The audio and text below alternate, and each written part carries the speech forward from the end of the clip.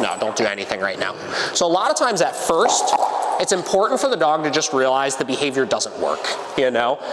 Typically jumping right off the rip in with big corrections in some cases can make the behavior even worse and create more anxiety in association with the situation. And I'm not saying we don't correct for behavior, because in some cases we do, obviously, right? But right now we got to see, first and foremost, as he realizes this behavior just isn't flying, it's not making me go away and accomplishing what he wants through a discipline bite, obviously. What is it? How do we see it change from there? And obviously I'm putting a lot of pressure on him right now, which is why this is probably more intense than you're used to seeing it, which is also very normal as we work through some of this stuff as well. It's just a little loose. If it starts to kind of snug off a little bit more, we'll put a different one on him, obviously, but I think a lot of this just has to do with just the sizing of his face. What I knew was his hair stays up in the back. Yep. I know it's not you gotta get away. Sure.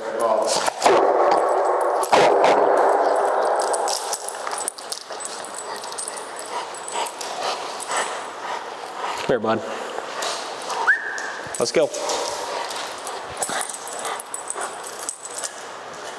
Might have bit his tongue a little bit. You'll be all right, buddy.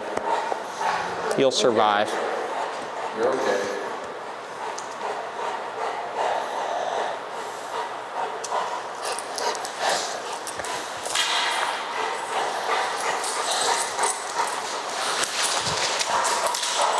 And pretty common, obviously, they try to get away from you as much as they can, because a lot of this is coming from a place of fear, obviously, right? We look at a lot of these types of behaviors. Yeah, right? Hey. We look at a lot of these types of behaviors and we think, oh, confident dog, right? Like they're asserting themselves, this and that. In actuality, they're typically just scared, which is why they resort to those types of things, obviously. I know, bud. It's a hard life. And the problem is, you were talking in the incident that you guys had the other day, his tail was going, stuff like that. We could misconstrue that sometimes as well, where tail wagging is nothing to do with happy. In a lot of cases, tail wagging is arousal, right? So it can kind of be a precursor to look out if you have an insecure dog, because they're getting themselves stimulated and making themselves confident to potentially try to do something, Sit. Good.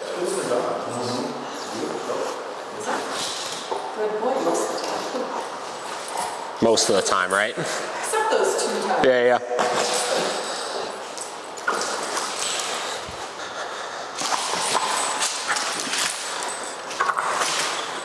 So same deal, like we talked about, just showing him the behavior does not work. That's all that I care about right now.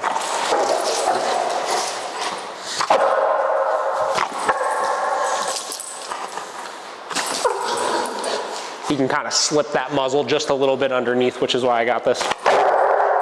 Like that. He puts it back on pretty well, but yeah, right?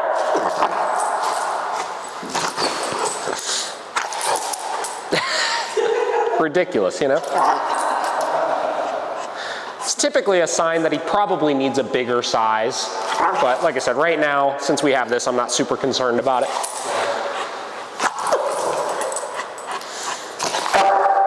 That's why we have this fancy gear for dogs like you.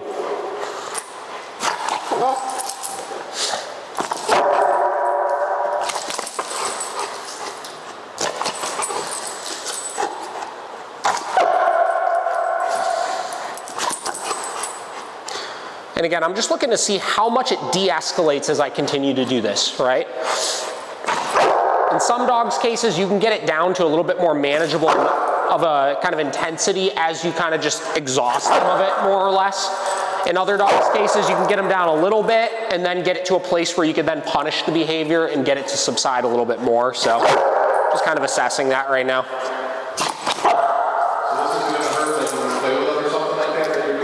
What's that? Is this going to affect when we play with one or not? No. Yeah, that's very different. And the thing too is, I'm assuming you guys have never seen this behavior towards you guys. Yeah, so like he's got a different relationship with you. This has nothing to do with anything other than I'm a new person that he's uncomfortable with. Okay. You know? Makes sense.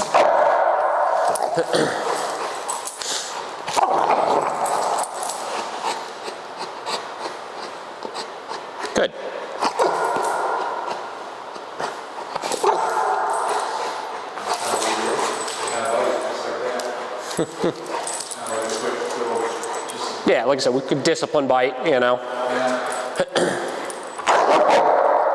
And it's like, obviously, like he, you know, that still would hurt somebody, obviously, if he did it, right? Like, it's still not acceptable by any means, but knowing where it's coming from helps you kind of understand how to work through it a little bit better.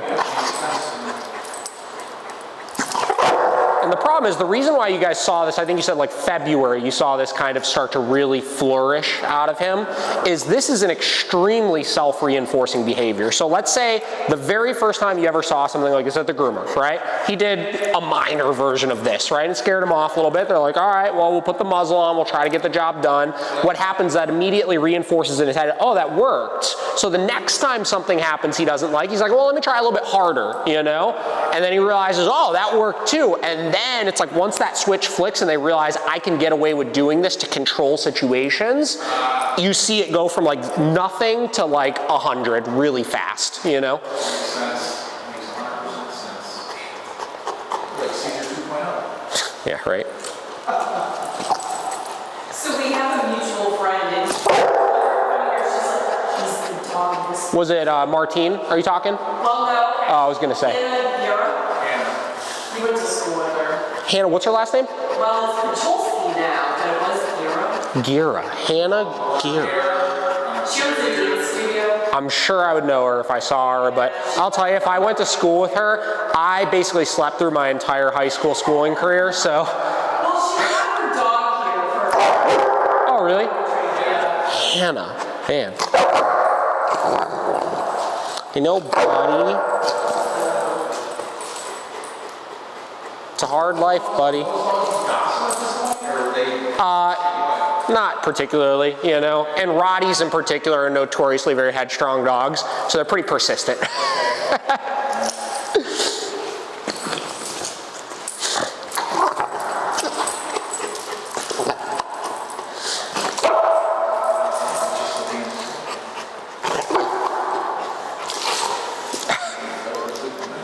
Yeah, right? He's gonna sleep well for you guys tonight.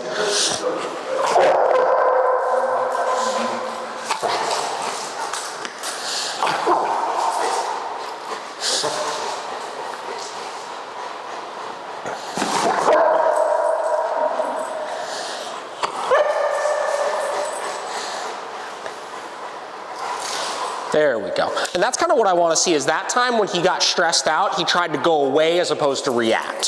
So if I do see that, I'll stop for a minute, let him know like, hey, that was good. If you want to escape pressure, you could move away, right? That's kind of the alternative we want him to see, right? So I'll give him a second, and then we'll go to do it again. You want to de-escalate. You want to fight, right? Fight or flight are the only two options that animals have, right? So once they realize that one is a good alternative, we need to start to shift it to the other, obviously. Right, so still a little bit there, but nowhere near as intense, obviously.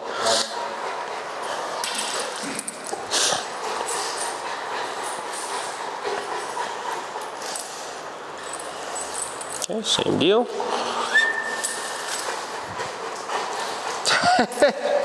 Come on, bud. Yeah, right? David, I just like that he purposely put his own muzzle back on. Crazy, right? Completely against his goals. Yeah.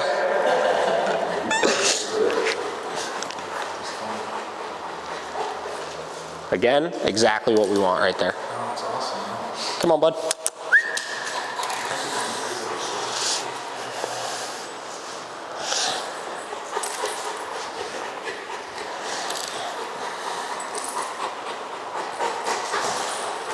Perfect.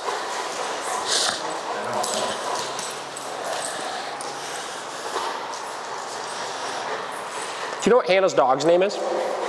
Brady. Brady?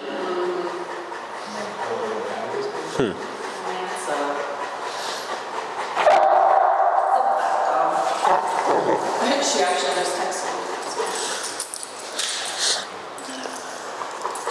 I know you.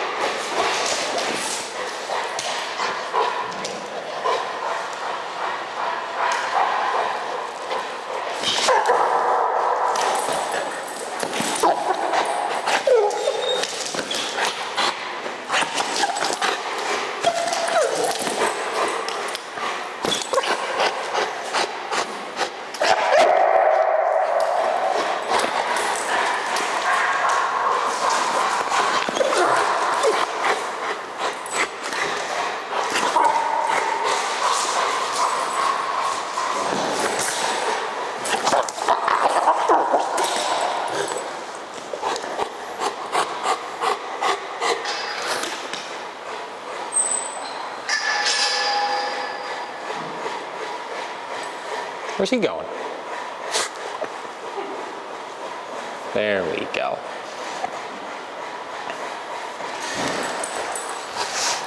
Get your slobber all over me, dude. That's okay. Come on.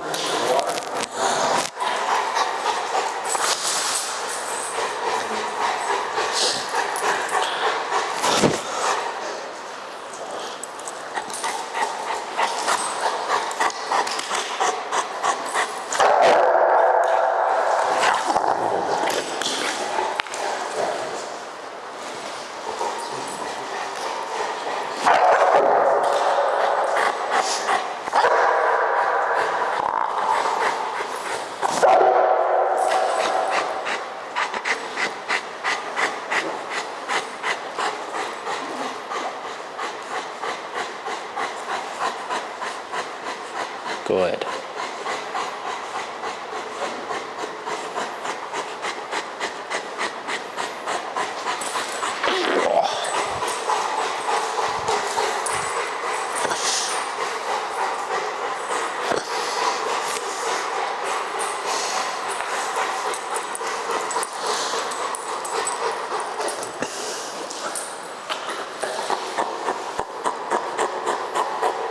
Good.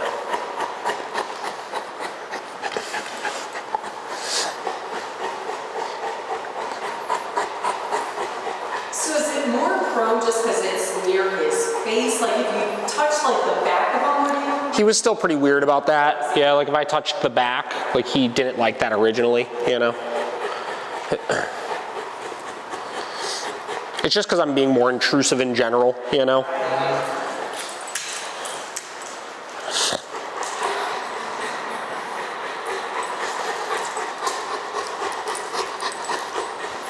So have you seen like more aggressive dogs than this then? Oh yeah. Okay, so this is, okay. I mean, listen, like this isn't good, obviously, but we've seen worse than it, yeah. You're just reassuring me that this is, Yeah. like I said, I didn't want, No, I understand. I want to do the alternative, obviously, because Of course. We were like, do we need to put him down? Like, Yeah. I wasn't sure. this is a good one. He's a very good dog. Yeah, no, I gotcha.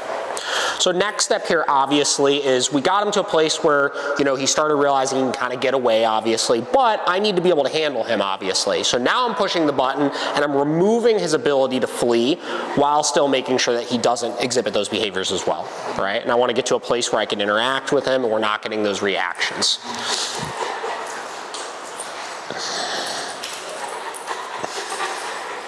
And the puppies what we got from the lady had like 2 daughters, and they like Sure. raised this other big box there, you know what I mean? So it's not, and she never had any issues. Yeah. It's, you know, it's one of those things where when you start getting into these types of behaviors, they're so genetic and, you know, it doesn't necessarily, you know, you could have the best breeder in the world and they could still put out, you know, a weird dog here and there, you know? Here you go, big guy. Don't jinx it.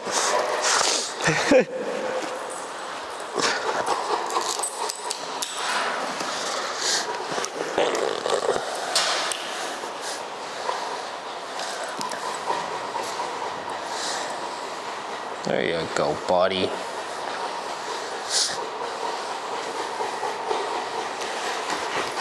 Come on.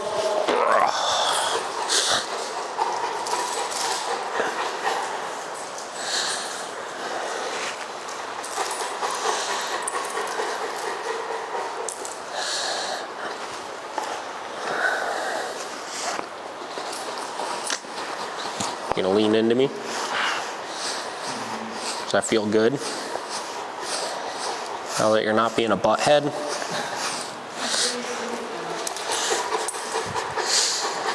I have a soft spot for the Rotties because I've met so many just like dick Rottweilers before that wind up being just like such great dogs, you know?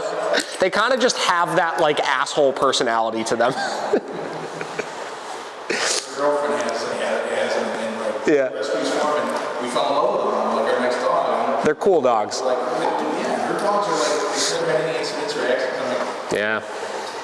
yeah, I love him. I love him to death. He's definitely a good dog. Good boy, buddy. Yeah, I know. Try that one more time, bud. Come on. Let's go.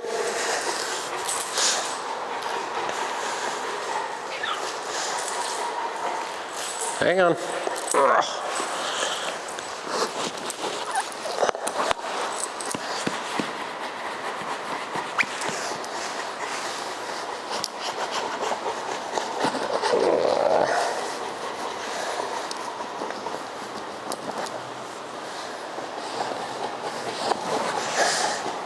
Hang out, bud. All right, give him a quick break here. So that's kind of how that process initially works, you know, and obviously that's not going to solve the problem, but that gets me to a place where I can start actually working with him, you know. So, and I'm not to say that, you know, if you bring him again, he's going to not try to do it again, obviously, but just the repetition of him realizing it, it's not working, you know. He's like, who's that? Who's that?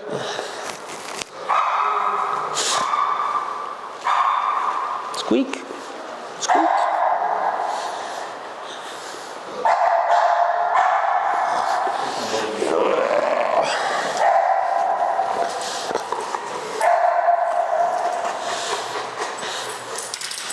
So next I'm just going to try to do a couple commands with him here. Sit. No. Sit. Good. Okay.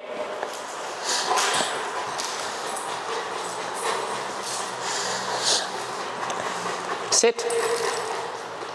Go ahead. Okay. Oh, come on. Sit.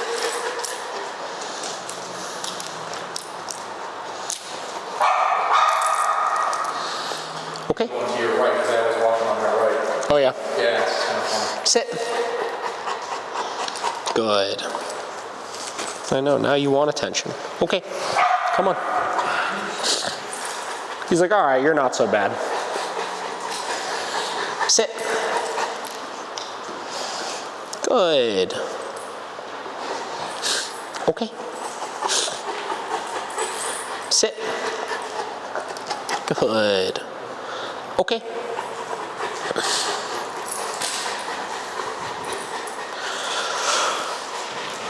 Sit. Down.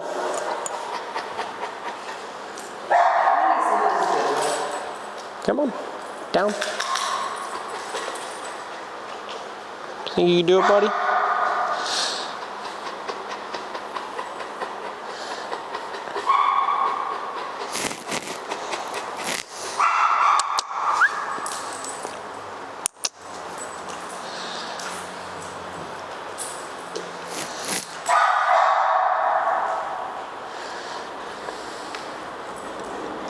Down.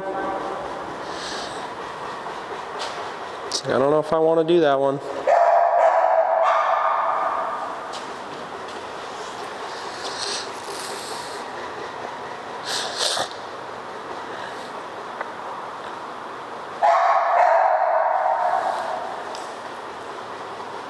Down.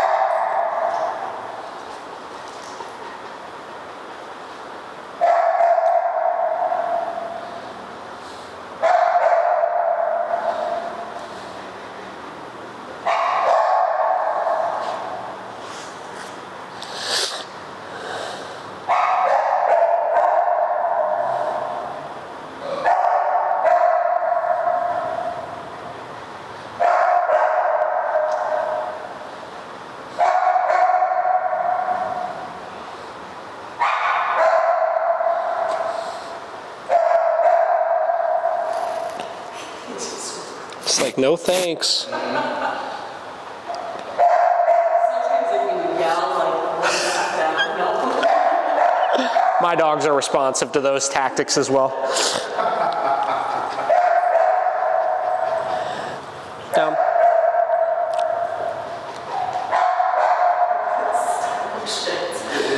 Does he know down? No. Oh, he doesn't. Oh, okay. All right, all right. Okay. We'll let you slide on that one, dude. Come here. Hey, come on. Give me that leash, dude. Come on. You can do it. You can do it. Oh, got it underneath. There we go. Look at that. All right. Bed. Good.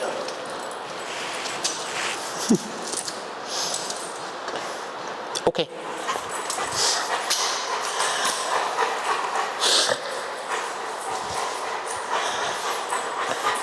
Bed.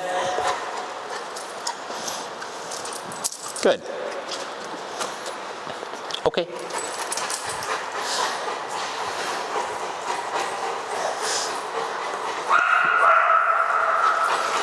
Bed. Good. Okay.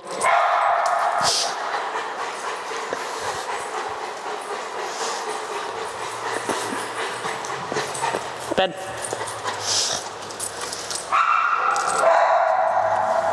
Okay.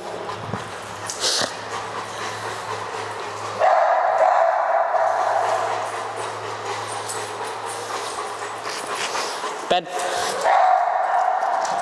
Good.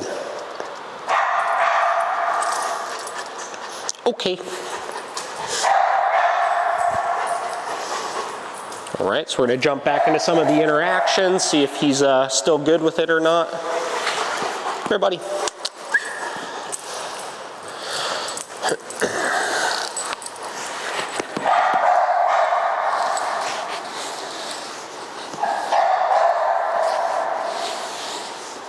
Good work. Come on.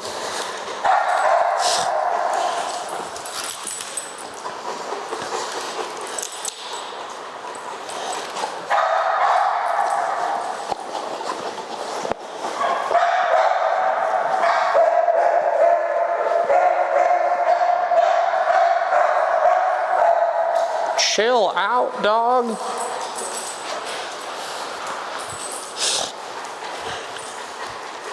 Sit.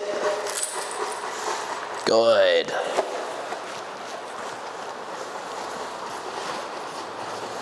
Good. Okay. Sit. Good. Oh, you're like a changed man. Look at you. Now, sit. Good job. Yeah, that's the spot. Okay.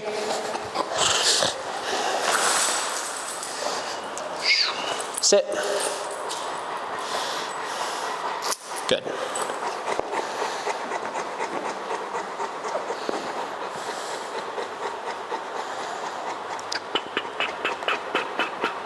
Okay. Cool. Let him hang out.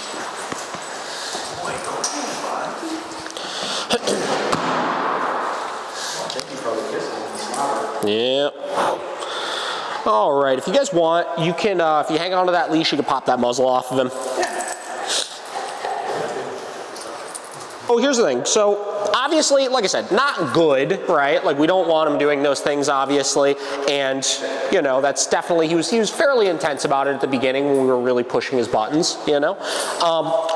The positives here are, one, we're catching it pretty early. He's still pretty young, and you know the timing on everything happening is right in line with what we talk about, which is the maturity cycle, like we discussed over the phone, obviously. The other positive is how much progress we made in just 45 minutes with him. I mean, a lot of dogs that are really intense about that, first session, you end with a little bit of progress, but not like that good, you know? So clearly he's like, once he realized it wasn't working, it wasn't even like he was scared at that point. He's just like kind of accepted it. He's like, all right, cool. You know, it seemed like he was liking the interaction and stuff, right? So that's obviously a positive as well. He does seem like a typical kind of goofball Rottweiler that just unfortunately learned a really bad habit, you know, that we got to start to kind of work out of him a little bit. Now, then we get to just kind of the reality of certain situations and stuff. And, you know, I always tell everybody when we're seeing these types of behaviors, the problem is there's nothing that's going to really guarantee it's not going to happen again, you know? Like I like what I saw there, you know, and I'm pretty confident we could make him a good member of the family for you guys. You know, obviously he has a good relationship with you guys. That's a positive that he doesn't exhibit it towards you guys, obviously. The thing is, anytime we have dogs that have the potential to exhibit dangerous behaviors, which is what I would consider, right? Basically, indefinitely, you're kind of playing the game of we proactively make sure anytime we're introducing them to people outside of the family, it's done in a very particular manner, right? That's kind of like, when you categorize dogs, because this stuff is genetic, like I said, that is a part of who he is, you know what I mean? So it could be managed, it could be heavily reduced, as you saw, and he could start to learn that it's not as likely of a behavior to exhibit, but it will always, to some extent, be in his DNA that it's an option, you know what I mean? So I say that because, some people live a life with their dogs where they're just like, I have people in and out all the time. I can't be very particular about how I'm introducing him, this and that, and that's very difficult for them to do, Like I look at my dogs, for example, and my Malinois, he's pretty good with people, but like he used to be very sketchy with people, just apprehensive, and he wasn't as intense as him, but like he would, snap here and there and stuff like that, right? And to this day, like I said, he's great with my guests. I have him out with my guests and stuff, but I have a very, very particular way I slow intro him to new people, for that reason, right? And that's something that I'll do for the rest of his life. I've had him for 8 years now or so, and it's something I'll do until he dies, right? Yeah, but we have a lot of people over. Yeah, I understand. Sure. Yeah. No, I totally get it, I mean, to what she said before, like we'll tell people, like, hey, we'll let you know. I mean, don't pet them or do this, whatever we got to do. Yeah, and you also start to understand, like, situate, right? So, like, and this just gets into, like, realities of things and stuff like that. Let's say you guys are the family that, and it sounds like this might be the case, every weekend you're having, like, pool parties at the house and stuff like that. It's like a lot of people come over, we're cooking, we're eating, we're drinking, this, that, and you're not going to be, like, eyes on the dog at all times. Those are scenarios I always say, just put the dog away, Like, you may just have to have a routine where when it's, like, situations like that, give him a nice quiet place in the house. He can just go chill out and you don't need to worry about it, and do that. And that's something, like I said, I do that with my dog, right? If we have a bunch of people come over the house, typically speaking, I just crate him. If I'm going to be, like I said, if I'm going to be like drinking or I'm not going to be as like focused on him and stuff like that as I need to be, I know he's more comfortable just chilling in his spot, What about if we put a muzzle on him? Or is that not? I mean, listen, like you get into like muzzles are a great tool, obviously. Like I'm a proponent of them, but like you get into then the fairness of just like having a dog like live in a muzzle all day kind of thing. Well, and I don't mean like all day. I get what you're saying. No, I get what you're saying. Like, can we have him out and just be safe about like having a muzzle on? To answer the question, like, yes, you can, but it's not a solution for, we want to make sure all of his social interactions are productive, right? And putting a muzzle on so that we could not have as much attention on him all the time is kind of just putting a Band-Aid on like a bigger problem, 100%. So that's kind of where you're at with stuff. And like I said, I always have this like real conversation with everybody because there's a lot of trainers out there that'll just be like, yeah, we'll fix it and it'll be fine, right? And then it's like a year later, there's a bite and it's like, why did it happen? Like we trained him, this, that. Where it's like, you gotta adjust the way you're living with your dog a little bit, So, but like I said, I'm pretty confident we can help you get him much better, It's just kind of, as far as how far do we get with how much can we incorporate him into the bigger situations and stuff, that part is a little to be determined with any dog, So, but I don't see a horrible dog. Like I said, I see the fact that he's good with you guys is very positive, and it's just a matter of, like kind of adjusting, the things that you're doing with him to fit his needs a little bit more as we work through the training process.